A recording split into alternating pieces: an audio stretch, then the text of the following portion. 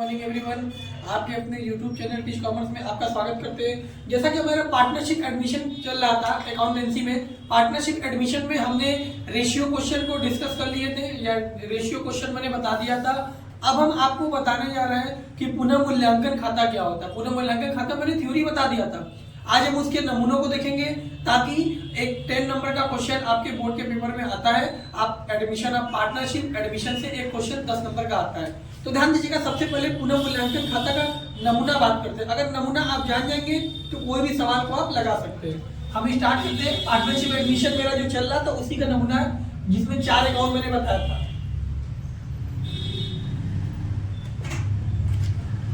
Partnership admission, partnership admission में मैंने 4 account बताया था। तो पहला अकाउंट बताया था टी वैल्यूएशन अकाउंट, जिसको बोलते हैं पुनः मूल्यांकन खाता। पुनः मूल्यांकन खाता, इसका नमूना देखते हैं, हम सैंपल देख रहे हैं। ध्यान दीजिएगा, इसका सैंपल देखते हैं हम। कितने कॉलम होते हैं इसमें? 2 कॉलम होते हैं। एक अमाउंट का होता है, पर्टिकुलर अमाउंट। तो यहाँ एक साइड डेबिट होता है, एक साइड क्रेडिट। टोटल 4 कॉलम होते हैं। तो पहला हो गया पार्टिकुलर, यहाँ अमाउंट होता है, यहाँ पार्टिकुलर होता है, यहाँ अमाउंट होता है।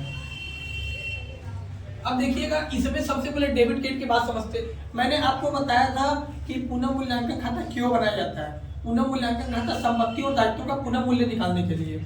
और क्योंकि जब नया पार्टनर प्रवेश करता है तो मुझे जितने भी हमारे संपत्ति रहते हैं, जितने भी दायित्व रहते हैं, उसका फिर से वैल्यू निकालना पड़ता है। इस कारण से पुनः मूल्यांकन खाता को बनाते हैं। तो हम देखते हैं इसके डेबिट साइड में कौन सी संपत्ति या कौन से दायित्व आता है। तो संपत्ति के मूल्य में वृद्धि, decrease in assets, decrease in assets, इसका मतलब होता है संपत्ति के मूल्य में कमी, यानी संपत्ति के मूल्य में कमी।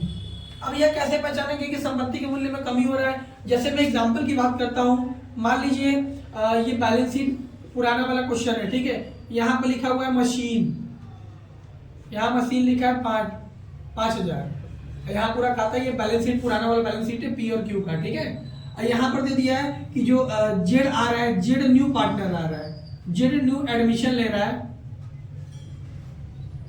जब जेड न्यू एडमिशन ले रहा है और जेड आया तो संपत्ति का मूल्य जो होता है, बोला कि 10% संपत्ति में कमी हो गई, यानी संपत्ति का मूल्य क्या हो गया? ह्रास हो गया, मूल्य में कमी हो गई। आप बताइएगा 5,000 का 10% निकालेंगे तो 5,000 का 10% 500 होगा। तो 500 यहाँ पर आप दिखा देंगे, क्योंकि मैंने डेबिट में क्या बताया है, संपत्ति के मूल्य में कमी आएगी। या फिर परसेंटेज न देके आपको यहाँ पर 4,000 दे देगा, बोलेगा कि जब पी और क्यू का बैलेंस शीट था, अब पी और क्यू जब बिजनेस चला रहे थे उस समय संपत्ति की कीमत 5,000 थी। अब जेड जो न्यू पार्टनर एडमिशन ले रहे हैं तो उसके वजह से कि संपत्ति मूल्य पहले संपत्ति दोनों का था, अब ये आ गया तो इनका भी तो हिस्सा होगा ना, तो इसके मूल्य घट जाते हैं, इसका मूल्य क्या हो जाता है? कम हो जाता है। तो कोई पार्टनर एडमिशन लेता है, या तो उसका मूल्य बढ़ जाता है या उसका मूल्य कम हो जाता है। तो जरा बताइए, 5,000 था, 4,000 हो गया, कितने की कमी आ गई? 1,000। तो यहाँ पर दिखा देंगे 1,000 का संपत्ति के मूल्य में कमी, ठीक, ये हो गया। उसके बाद इसी का अपोजिट होता है, जब संपत्ति के मूल्य में कमी है तो यहाँ पर संपत्ति के मूल्य वृद्धि हो जाएगा, इंक्रीज इन एसेट्स, जिसको बोलते हैं संपत्ति के मूल्य में वृद्धि।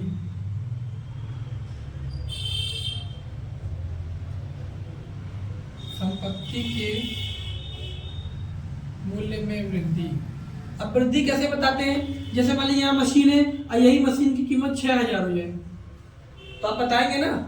देखिए यहाँ पर जैसे मशीन 5,000 था, अब इसका मूल्य कितना हो गया? 6,000, 1,000 बढ़ गया। तो आप जब रिवॉल्यूशन अकाउंट बनाएंगे तो उसको कहाँ दिखाएंगे? बाई में दिखाएंगे, क्योंकि ये पुराना बैलेंस शीट है पी और क्यू का। जब जेड आएगा एडमिशन लेगा तो उसकी वजह से जो पी क्यू का जो बैलेंस होगा, जो एसेट्स होगा, वो चेंज हो जाएंगे। तो यहाँ 5,000 था, अब ये 6,000 हो गया, यानी कितना बढ़ गया, कितनी संपत्ति बढ़ गई जेड के आने से? तो 1,000 का बढ़ गया। तो 1,000 यहाँ पर दिखा देंगे संपत्ति के मूल्य में वृद्धि। ठीक, अब हम आगे समझते हैं, जब यहाँ संपत्ति के मूल्य में वृद्धि होती है तो दायित्व के मूल्य में यहाँ कमी होती है, तो दायित्व के मूल्य में वृद्धि हो जाती है, यानी इंक्रीज इन लायबिलिटीज।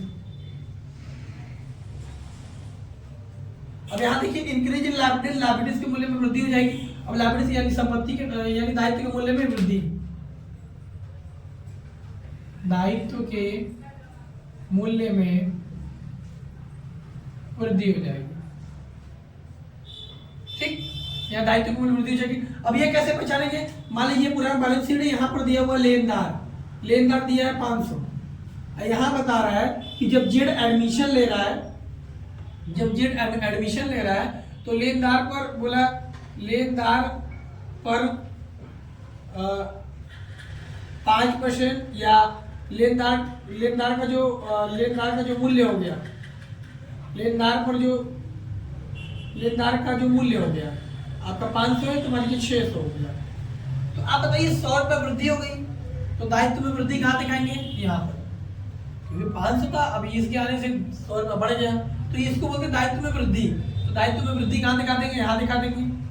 ठीक, और एक चीज और होता है, अगर दायित्व में कमी होगी तो यहाँ दिखा देंगे। जैसे ये 500 था और हो सकता है 400 हो जाए, या फिर बोलेगा 5% छूट दी जाती है लेनदार पर, या लेनदार के मूल्य पर बोल देगा क्वेश्चन में, लेनदार के मूल्य पर 5% छूट दी जाती है। तो ये 500 का 5% निकाल के छूट घटा देंगे तो 5% तो कमी हो गया लेनदार में, तो कमी हो गया तो लेनदार में दायित्व यानी लेनदार दायित्व की तरफ होता है, तो दायित्व में कमी कहाँ दिखाते हैं? इधर दिखाते हैं। देखिए ये वाला भाग एसेट्स होता है, ये वाला भाग लायबिलिटीज होता है। ठीक है, तो ये आपका दिखा देंगे यहाँ पर। तो देखिए इसको भी देख लेते हैं। तो यहाँ होता है दायित्व के मूल्य में वृद्धि, तो यहाँ होता है दायित्व के मूल्य में कमी, यानी डिक्रीज इन लायबिलिटीज, जिसको बोलते हैं दायित्व में कमी, दायित्व में कमी या दायित्व के मूल्य में कमी लिख लीजिए। शुद्ध हिंदी बोलते हैं दायित्व के मूल्य में कमी। ठीक, यहाँ पर आप दिखा देंगे। ठीक, दायित्व के मूल्य कमी आएगी, आप यहाँ दिखा देंगे। ठीक है, यहाँ पर आ जाएगा आपका दायित्व के मूल्य में कमी। ठीक, अब नेक्स्ट समझते हैं हम आगे। नेक्स्ट हम समझते हैं अगर कोई कंपनसेशन हो, कोई क्षतिपूर्ति हो। अब यार एक चीज और देख लीजिए, मान लीजिए कोई संपत्ति अगर प्रश्न में ना दिखाया हो तो उसको क्या दिखाते हैं? अनरिकॉर्डेड एसेट्स, यानी अनरिकॉर्डेड एसेट्स। अनरिकॉर्डेड एसेट का मतलब संपत्ति न दिखाई गई हो या संपत्ति दिखाने से छूट गई हो, संपत्ति न दिखाई गई हो या संपत्ति दिखाने से छूट गई हो, दिखाने में छूट गई हो। अब आप बताइए कोई भी संपत्ति अगर दिखाने में छूट जाएगी तो अगर उसको बैलेंस शीट में लिखाएंगे तो बैलेंस शीट में एसेट्स बढ़ जाएगा, एसेट्स बढ़ना मतलब संपत्ति वृद्धि, तो संपत्ति वृद्धि को किस नाम से दिखाते हैं? Unrecorded assets. यहाँ दिखा देंगे जो भी एसेट्स आपका छूटा होगा या बढ़ा होगा। इसी का उल्टा ही होता है अनरिकॉर्डेड लायबिलिटीज। अगर लायबिलिटीज बढ़ जाएगा तो दायित्व में वृद्धि हो जाएगी, तो दायित्व में वृद्धि कहाँ दिखाएंगे? यहाँ। अगर कोई अगर लायबिलिटीज बढ़ जाएगा तो देखिए तब, तो कहने का मतलब मैं बता रहा था कि दायित्व में अगर मान लीजिए अनरिकॉर्डेड एसेट्स है तो इसी का अनरिकॉर्डेड लायबिलिटीज हो जाएगा, अनरिकॉर्डेड लायबिलिटीज।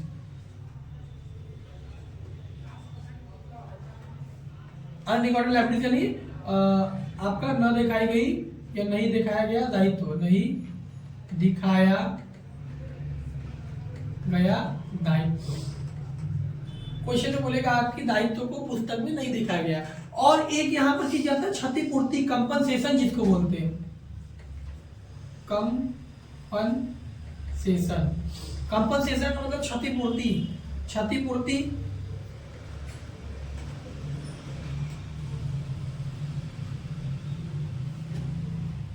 देखिए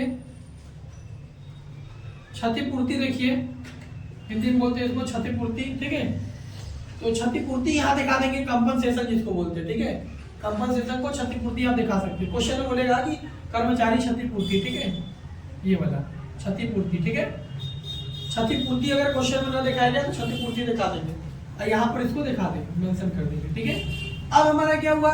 जब सारे संपत्ति सारे दायित्वों का वृद्धि कमी दिखा देंगे तो इसके बाद हमारा क्या नंबर पे आता है। अब इसको हम टैली करते हैं। टैली करने का मतलब देखते हैं कि हमारा एसेट्स क्या, मतलब डेबिट बैलेंस क्या है, क्रेडिट बैलेंस क्या है। अब इसको हम मान लीजिए अगर यहाँ जोड़ते हैं, टोटल अगर यहाँ का ज्यादा है तो दोनों तरफ लिख देते हैं। अब यहाँ का कम है तो उसको घटाकर जितने पुराने पार्टनर रहते हैं उनमें हम बांट देते हैं। जैसे मान लीजिए कोई फर्म है, फर्म में अगर ए और बी कोई फर्म में साझेदार है, ठीक है। अगर ये ए बी साझेदार है तो मान लीजिए 5,000 का लाभ हो गया या 5,000 का प्रॉफिट हो गया आपका। अगर ए बी में 5,000 का लाभ हुआ तो 5,000 को यहाँ पर ए बी में बांट देंगे तो लिखेंगे to profit transfer to partners capital account. तो देखिए यहाँ पर मैं इसको मिटा दे रहा हूँ या मिटा के कर दे रहा हूँ। यहाँ पे क्या हो जाएगा, टू पार्टनर हो गया। आइए इसको इरेज करते, आइए इसको इरेज करते, ध्यान दीजिएगा। यहाँ पर यहीं पर हम बता देते, यहीं पर बता देते यहाँ पे क्या हो जाएगा कि टू प्रॉफिट, मान लीजिए प्रॉफिट हो गया तो यहाँ दिखाएंगे to profit transfer to partner capital account. इतना लंबा लिखते हैं कैपिटल अकाउंट, यहाँ अंडरलाइन कर देंगे। फिर लिखेंगे ए और फिर बी, ए का भी जो भी पैसा रहेगा क्वेश्चन में रेशियो बोलेगा, इसको दिखा के बी को दिखा के यहाँ से इसको बांट के यहाँ दिखा देंगे जोड़कर, यहाँ से ये खाता आप यहाँ से क्लोज कर देंगे तो आपका ये पुनः मूल्यांकन खाता हो जाएगा। तो पुनः मूल्यांकन खाता का मैंने नमूना बता दिया। अब इसी नमूने पर अगर हम एक क्वेश्चन को करते हैं तो मुझे यह पता चल जाएगा कि पुनः मूल्यांकन खाता क्या होता है या कैसे बनता है, अगर आप एक क्वेश्चन करते हैं तो। ठीक है, तो मैं नमूना बता दिया। अब आपको नेक्स्ट वीडियो में आपको न्यूमेरिकल मिलेंगे इसी का, पुनः मूल्यांकन खाता का। तब तक के लिए लाइक कीजिए, सब्सक्राइब कीजिए। थैंक्स।